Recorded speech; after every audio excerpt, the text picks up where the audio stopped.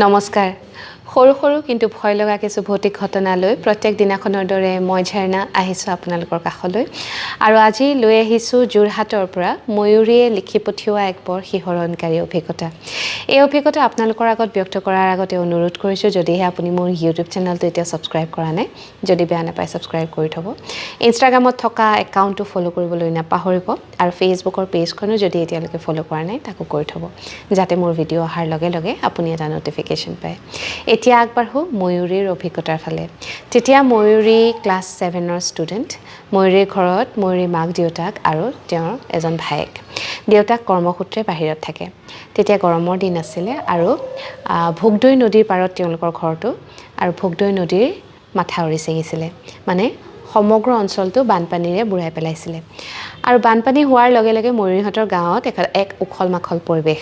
তেওঁলোকৰ চোতালৈকে পানী সকলো মানুহৰ ঘৰৰ চোতাললৈকে পানী যিবোৰৰ ঘৰ অলপ চাপৰ আছিলে তেওঁলোকৰতো ঘৰৰ ভিতৰতো পানী সোমাইছে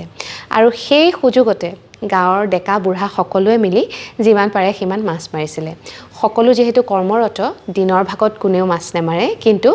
সন্ধিয়া মানে পিছবেলাৰ পৰা মাছ মৰা আৰম্ভ হয় আৰু নিশা প্ৰায় 9, 9:30, 10 মান বজালৈকে মাছ মাৰে ময়ূৰীৰ খুৰাক আৰু বৰ্তাক ওচৰতে থাকে তেওঁলোকেও সকলোৰে লগত মিলি মাছ মাৰে আৰু যেতিয়াই খুৰাক বৰ্তাকহঁতে মাছ মাৰিবলৈ যায় তেতিয়াই মানে ময়ূৰীহঁতৰ চোতাললৈ আহে তেওঁলোকৰ চোতালতো যিহেতু পানী ভৰি আছে ভুৰ লৈ আহে মাছ মাৰি তাতে তেওঁলোকক কেইটামান মাছো দি থৈ যায় মানে খুৰাক আৰু বৰ্তাকে যেতিয়া মাছ মাৰিবলৈ যায় তেতিয়া ময়ূৰীহঁতৰ নিশাৰ সাজত সদায় মাছ থাকে এদিনাখনৰ কথা সেইদিনাও নিশা প্ৰায় 7:30, 8 মান বজাত তেওঁলোকৰ চোতালত মানে যেতিয়া মাছ মাৰিবলৈ আহে মানুহে যি শব্দ হয় খলকনি উঠে তেনেকুৱা খলকনি এটা উঠিছে লগে লগে ময়ূৰীহঁত বিৰাট মানে এক্সাইটেড হৈ গৈছে যে খুৰাক আৰু বৰ্তাকে মাছ মাৰিবলৈ আহিছে আৰু তেওঁলোকে নিশাৰ সাজত আজি মাছ খাব সেইবুলি ময়ূৰী আৰু ময়ূৰীৰ ভায়েকে দুবাৰমান বৰ্তা নেকি বুলি চিঞৰি চিঞৰি মাতিছে তাৰপিছত যেতিয়া কোনেও মাত দিয়া নাই তেতিয়া এপাকত ময়ূৰীৰ মাকেও ককাইদেউ নেকি বুলি মাত দিলে ময়ূৰীৰ মাকৰ মাতটো শুনাৰ লগে লগে মানে যিটো শব্দ তেওঁলোকৰ একেবাৰে চোতালতে আছিলে সেই শব্দটো একদম জাৰুপকৈ বাহিৰলৈ যেন দৌৰ ল'লে পানীত শব্দ কৰি বাহিৰলৈ ওলাই গৈছে তেতিয়া মানে ময়ূৰীৰ মাক অকণ আচৰিত হ'ল যেতিয়া মানুহে ভুৰ এখন লৈ আহে তেতিয়া ঘূৰাবলৈকো এটা সময়ৰ প্ৰয়োজন হয় আৰু সেই সময়খিনি গম পোৱা যায় মানে ভুৰ এখন ঘূৰিছে বা তেওঁলোকৰ পৰা লাহে লাহে দূৰলৈ গুচি গৈছে কিন্তু যেই ময়ূৰীৰ মাকে ককাইদেউ নেকি বুলি ক'লে লগে লগে যেন কোনোবাই মানে খোজকাঢ়িহে মাছ ধৰি আছিলে একদম মানে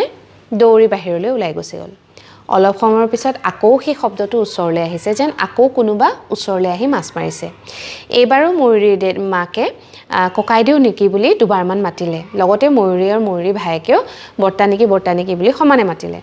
সেই মাতকেইটা শুনাৰ পিছত আকৌ সেই একেই শব্দ চিধাই একদম দূৰলৈ গুচি গৈছে এইবাৰ মাকে বুজি পাবলৈ বাকী নাথাকিলে যে এয়া কোনো মানুহ নহয় বেলেগ কিবাহে সেয়েহে ময়ূৰী আৰু ময়ূৰী ভায়েকক মাকে ক'লে যে তহঁতে একেবাৰে আৰু মাত নিদিবি আৰু দৰ্জা খিৰিকীবোৰ নুখুলিবি এইটো বেলেগ এটা বস্তু মাছ খাবলৈ আহে গতিকে মাছ খাই গুচি যাব কিন্তু অনুসদ্ধিছো মন সৰু ল'ৰা ছোৱালীৰ মন ময়ূৰী ৰ'ব নোৱাৰিলে তেওঁ খিৰিকীৰ ফাকেৰে ফুটা এটা কৰি বাহিৰলৈ চাইছে যে আচলতে বস্তুটো কি আৰু সেই বস্তুটো দেখি ময়ূৰী অবাক একদম ওখ মানুহৰ নিচিনা কিন্তু তলটুকুৰ মানে যেন কিবা জন্তুৰহে মানে কঁকালৰ তলকণ মানুহৰ নিচিনা নহয় এটা জন্তুৰ নিচিনা আৰু বিৰাট ওখ মানে আৰু বস্তুটোৰ হাত চাতবোৰ বিৰাট দীঘল আৰু মানে একদম পানীত হাত ভৰাই মাছ লৈ একদম চপককৈ খাই আছে জোনাকৰ পোহৰ আছিলে ময়ূৰীয়ে দেখা পালে সেই দৃশ্য দেখাৰ লগে লগে ময়ূৰী একদম মানে ভয়ত হাত ভৰি কোচ খালে আৰু তাই লগে লগে খিৰিকীখন বন্ধ কৰি একদম মাকক সাৱটি ধৰিলে তাৰ ঠিক মানে 10-15 মিনিটৰ ভিতৰতে ময়ূৰীৰ বিৰাট বেছি জ্বৰ উঠিছে ইমানেই জ্বৰ যে গোটেই ৰাতি মাকে কপালত মানে পানীৰ যি ৰুমাল দি পেলাই যে দিয়ে ঠাণ্ডা হ'বলৈ মূৰত জ্বৰে পাইছেগৈ মানে তেওঁ গোটেই ৰাতি মূৰত তেনেদৰে পানী দিয়ে কটালে ৰাতিপুৱা হোৱাৰ লগে লগে তেতিয়া ভগৱানৰ কৃপাত পানী অলপ কমিছেও আৰু খুৰাক আৰু বৰ্তাকহঁত সেইফালেদি আহিছিলে তেতিয়া ময়ূৰী মাকে সুধিলে যে কালি নিশা আপোনালোক বাৰু আহিছিলে নেকি মাছ মাৰিবলৈ তেতিয়া তেওঁলোকে ক'লে যে যোৱা 3-4 দিনৰ পৰা তেওঁলোকে মাছেই মৰা নাই কিবা কামত ব্যস্ত আছিলে বোৰে তেতিয়া ময়ূৰী মাকে মানে বুজিবলৈ বাকী নাথাকিলে যে তেওঁ যিটো সন্দেহ কৰিছিলে আচলতে সেইটো বস্তুৱে আছিলে আৰু কথাখিনি শুনাৰ পিছত বৰ্তাকেও ক'লে এইটো বহু যুগৰ আগৰ পৰাই মানে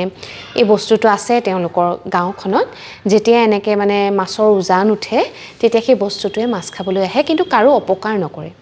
সেইদিনাখন যদি ময়ূৰীয়ে খিৰিকীখন খুলি নাচালেহেঁতেন হয়তো ময়ূৰীৰ গাও বেয়া নহ'লহেঁতেন আৰু তেনেদৰে তেওঁলোকে কথাবোৰ পাহৰিলেহেঁতেন কিন্তু খিৰিকীখন খুলি যেতিয়া ময়ূৰীয়ে সেই বস্তুটোক চপক চপককৈ মাছ খোৱা দেখিলে তেওঁৰ মনত এটা ভয় সোমাই গ'ল আৰু তাৰ প্ৰতিফলস্বৰূপে ময়ূৰীৰ বিৰাট বেছি জ্বৰ উঠিলে আপোনালোকেও নিশ্চয় এনেকুৱা ঘটনা বহুত শুনিছে কালিৰ ঘটনাটো নহয় তাৰ আগৰ ঘটনাটো একেই আছিলে বাকৰ ঘটনা বাঘ ঘোঁৰাপাক যি বুলি কয় কিন্তু মাছ খোৱা ভূত বুলি কয় গতিকে এনেকুৱা ঘটনা আমাৰ অতীতৰ পৰা চলি আহিছে আমাৰ ককা আইতাহঁতেও আমাক কৈছিলে আপোনালোককো নিশ্চয় কৈছে গতিকে শুনি কেনেকুৱা পালে জনাবলৈ নাপাহৰিব আৰু সমাজত আজিকালি বহুত নিগেটিভিটি চলি থাকে আমি আজি গোটেই দিনটো আচলতে অলপ তেনেকুৱা এটা পৰিস্থিতিৰ মাজেৰে পাৰ কৰিলোঁ কোনোবাই কিবা কৈছে কোনোবাই কাৰোবাৰ কথা লগাইছে কিবা হৈছে গতিকে মই কওঁ এনেদৰে